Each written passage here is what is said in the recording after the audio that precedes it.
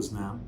Mas talvez você tenha notado que esse é um país tão alucinante que eu tenho me visto na dolorosa circunstância de ter feito uma série de vídeos extras, né? Fiz durante a campanha eleitoral, né, de outubro até de 3 de outubro a 30 de outubro, fiz durante a Copa do Mundo, durante o mês de novembro, e eventualmente tenho voltado a me manifestar, né, porque esse é um país turbulento, né, um país vertiginoso, é um país que parece uma miragem mais do que propriamente um país, e eu me vejo compelido, me vejo na dolorosa, repito, circunstância de ter que me manifestar. Eu ia hoje, eu tinha pensado, a partir do final da noite de sábado, início de domingo, fazer uma manifestação aqui sobre essa crise militar entre o novo governo que assumiu de 1º de janeiro, o governo Lula, e o comando militar, né? Há muito a ser dito, e eu vou voltar a me manifestar. Eu vou falar sobre a demissão do tal general Júlio Arruda, sobre a posse do general Tomás Miguel Ribeiro, muito bem-vinda a hora, sobre as manifestações do tal Olímpio Mourão, não é Olímpio Mourão, é Hamilton Mourão, ainda um subgolpista, né? E sobre o tal general Etchgoin, né, que já deveria estar de pijama, já deveria estar quieto. Depois eu mando um recado específico para ele, né, já que tem... Tá. Mas eu não vou poder falar hoje dos militares. Eu vou falar de uma coisa que envolve, de certa forma, os militares, que é a inacreditável tragédia Yanomami, né, do genocídio articulado do povo Yanomami. É uma questão muito complexa, né? Porque se você parar para pensar, nenhum país do Novo Mundo conseguiu resolver plenamente não, conseguiu resolver nem moderadamente a questão da sua relação com os indígenas. Essa terra foi invadida, essa terra foi espoliada, essa terra foi roubada dos povos originários. A história dessa ocupação é a história de uma invasão, de uma conquista, de um massacre, com propósitos muitas vezes genocidas, ou seja, de extermínio de determinados povos e raças e grupos étnicos, né? E dos Inuit, que a gente chama de esquimó, não se chama mais esquimó, hein? É Inuit. Dos Inuit do Alasca aos índios fueguinos, lá debaixo da Terra do Fogo, da Patagônia, né? É a história de uma tragédia. E nenhum país, por mais poderoso, por mais rico que seja, conseguiu resolver. O Canadá não conseguiu resolver a sua questão com os indígenas.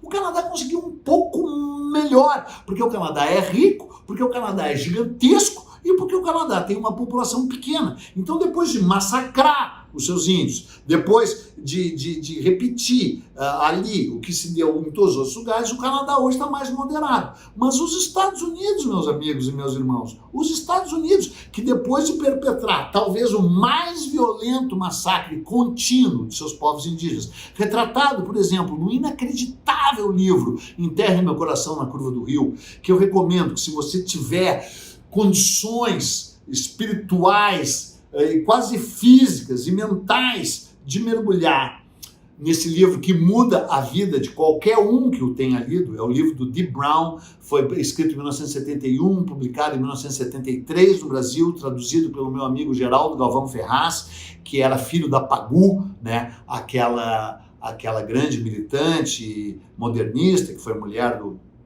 do Oswald de Andrade, né? Fui colega do Geraldo no Galvão, do Kiko, né? O apelido dele era Kiko, que traduziu Bury My Heart at Wounded Knee, né? Por Enterre Meu Coração na Curva do Rio, brilhante título que ele deu, né?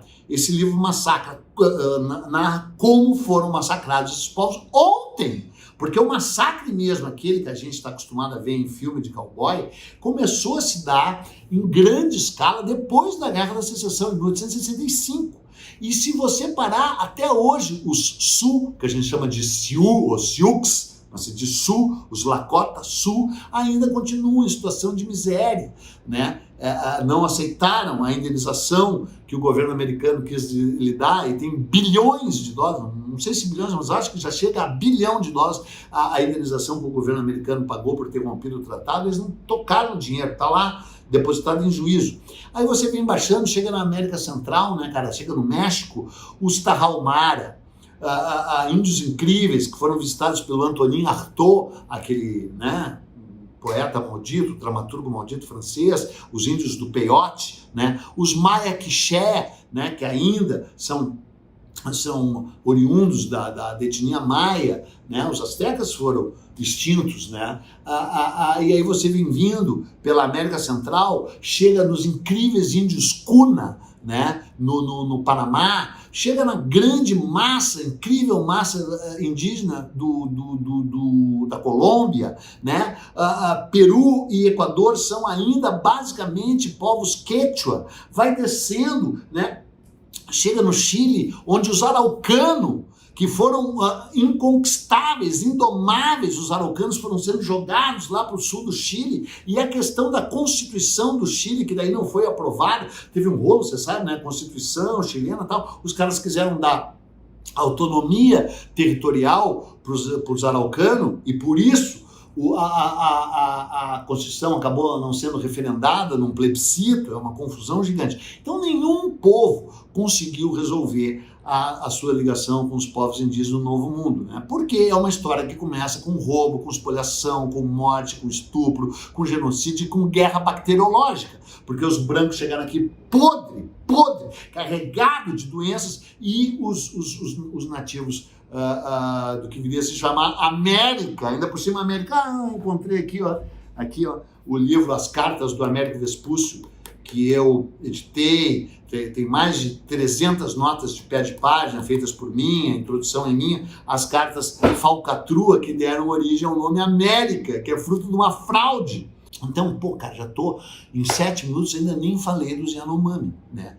A questão dos Yanomami é ainda mais grave, porque eles são um povo que não é da etnia Tupi-Guarani, né? É de um grupo muito particular, um grupo étnico muito particular, que ocupa, e tido assim como mais primitivo, que é inacreditável, né, eles serem considerados primitivos, porque o mundo espiritual Yanomami, no qual eles penetram, inclusive, com o uso de substâncias sagradas, expansoras da consciência, é um mundo que revela que esse nosso mundo está fadado ao extermínio. Leia o livro A Queda do Céu, do Davi Kopenawa. O Davi Yanomami Kopenawa é um xamã, é um homem de visão, é um sábio Yanomami que criou uma fundação em defesa dos Yanomami que se chama justamente, acho que A Queda do Céu, não, O Lugar do Céu que deu origem à Terra. É o nome da fundação dele, Uru, não sei das quantas lá, desculpe. Mas o nome do livro é A Queda do Céu, né? Ele fez esse livro junto com um antropólogo britânico, Bruce, não sei das quantas, e foi publicado originalmente na França, e depois saiu traduzido em inglês, e depois saiu aqui no Brasil também, né? Ele também, o Kopenawa, ele compartilha essa sua visão profética e apocalíptica com a grande fotógrafa Cláudia Andujar. Há pouco, antes da pandemia, o Instituto Moreira Salles fez uma incrível, fantástica exposição das fotos da Cláudia Andujar, que viveu lá com o povo Yanomami. O povo Yanomami não chega a 20 mil sobreviventes, né? Eles vivem em cerca de 250 aldeias lá em Roraima e na Venezuela. A terra indígena deles foi homologada pelo Fernando Collor. Seremos eternamente gratos ao Fernando Collor por ter regulamentado esse território, que sim, é gigantesco. Tem 9 milhões de hectares, do tamanho da Bélgica, né, onde vivem 250 mil pessoas. E daí? Não interessa, é deles. Vocês brancos, nós brancos já temos terra demais, mal aproveitada, mal usada. Lá é deles. E lá, além de tudo, é um tesouro cósmico em todos os sentidos. Até porque lá fica, né, o Monte Roraima, né, o lugar onde nasceu Macunaíma, no livro do Mário de Andrade, o lugar que deu origem ao Mundo Perdido, né, que tu conhece lá daquele filme de bosta, daquele Steven Spielberg, baseado no livro razoavelmente interessante do Michael Crichton, mas baseado mesmo no livro do Sir Arthur Conan Doyle, o criador do Sherlock Holmes, que escreveu O Mundo Perdido, né, as aventuras do professor Challenger, né, que é o cara que escala o Monte Roraima e chega lá em cima e encontra dinossauros, na ficção. Mas é quase dinossauro que tu encontra lá mesmo, porque é uma fauna e uma flora que só existe lá. Me escapou agora o nome daqui a pouco vem o nome, vergonhosamente me escapou, de como se diz quando uma determinada espécie animal e vegetal só existe num único lugar, né? E os Yanomami estão sendo vítima de um processo horroroso que se tornou genocida no governo do genocida. O genocida é responsável pelo genocídio, pelo quase genocídio da Covid, né? Quando ele associou a vacina, dizendo que a vacina dava AIDS, quando ele não quis comprar vacina porque ele não ia levar a rachadinha dele, porque ele é o rei da rachadinha, quando ele botou o tal Pazuello no que vai ser punido também no Ministério da Saúde, né? Mas ele é mais genocida ainda. Eu não sou e nunca serei politicamente correto, a não ser no cerne da questão politicamente correto, que é óbvio que eu concordo, né? Mas nas suas ramificações, não, por exemplo, de não poder chamar de garimpeiro ilegal de escroto. Garimpeiro ilegal é tudo escroto, tudo. São pobres, são empurrados por uma situação, sim, mas quantos pobres brasileiros, quantas pessoas desvalidas brasileiras vivem no Nordeste, vivem na periferia de Rio, São Paulo, vivem aqui no Rio Grande do Sul e nem por isso vão lá ocupar terra indígena do jeito mais escroto possível, ainda contaminar os rios com mercúrio, desmatar e destruir tudo com o beneplácito do governo mais escroto da história do Brasil. E aí tu para e pensa nos canalha, que nem eu não canso de dizer, nos canalha que votaram nesse cara. E o mais louco é que depois, tu vê, o Lula demitiu o tal general Júlio Arruda, sobre o qual falarei, provavelmente amanhã, né? Trocou o comando militar, né? Escanteou o protogolpista esse, né? Que deveria pôr pijama imediatamente e voou para Roraima para ver a situação lá. Aí denunciou a situação, denunciou não, né? Revelou a situação e aí a coisa foi noticiada e aí você lê comentários desses canalhas, dessa gente imunda, dessa gente horrorosa, dizendo, a FAB agora faz transporte de coisa, sim, no governo de vocês fazia transporte de cocaína, por causa da ajuda humanitária sendo levada pela FAB lá, né? E os caras ainda dizendo, esse porra, não sei o que, tem que... Sabe, esses canalhas continuam tendo voz e vez na rede. A gente tem que eliminar esses canalhas que nem eles querem eliminar os Yanomami. Só que os Yanomami não vão ser eliminados. Aliás, algum dia os Yanomami vão sumir. Só que quando os Yanomami sumir, esse mundo vai ter sumido também. Aliás, já poderia sumir por mim logo.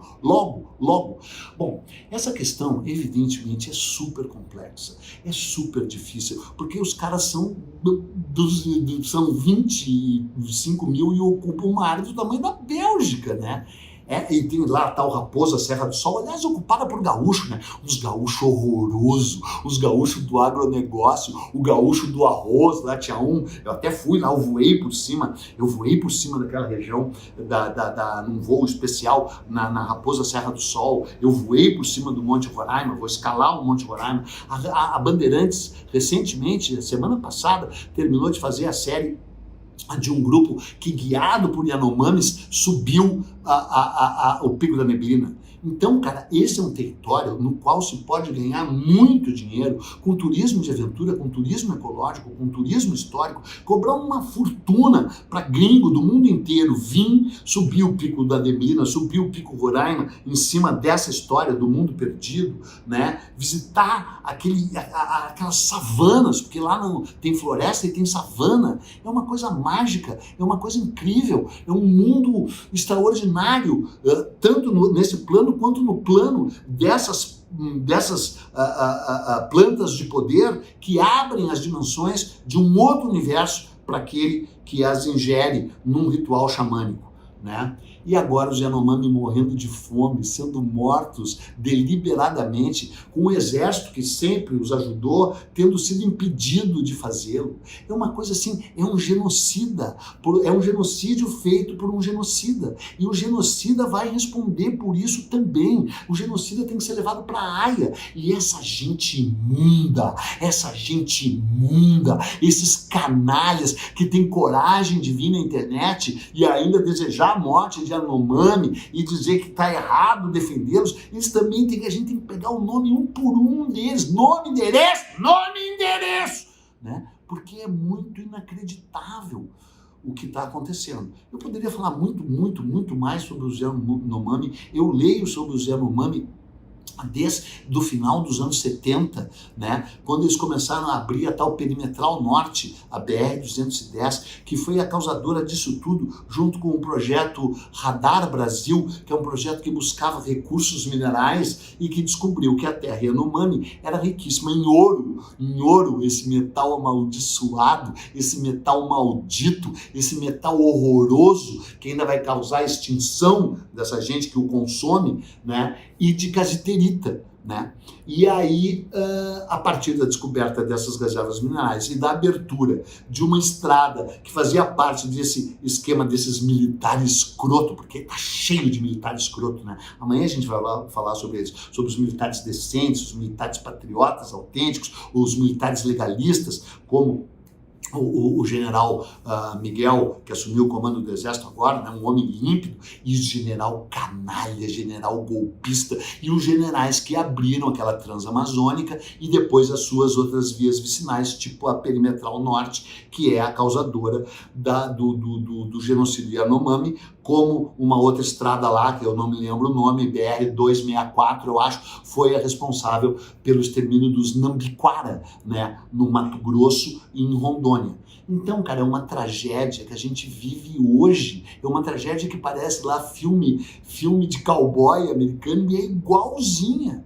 E essa questão não foi resolvida ainda, como eu falei desde o início, do Alasca à Patagônia. E chegou a hora de resolver. E o Brasil pode ser um dos países na vanguarda dessa resolução. O Fernando Collor de Mello, esse mesmo, aquele, foi um cara que, dentre todas as merdas que fez, teve essa antivisão de que aquela terra sagrada era Yanomami, era e é e continuará sendo, apesar dos canalhas. E eu espero que no dia que o último Yanomami expelir o seu último suspiro, porque isso haverá de acontecer, não reste mais ninguém nesse planeta amaldiçoado. Tchau, tchau, tchau, com aquela transcendência luminosa e aquele equilíbrio de sempre. Tchau.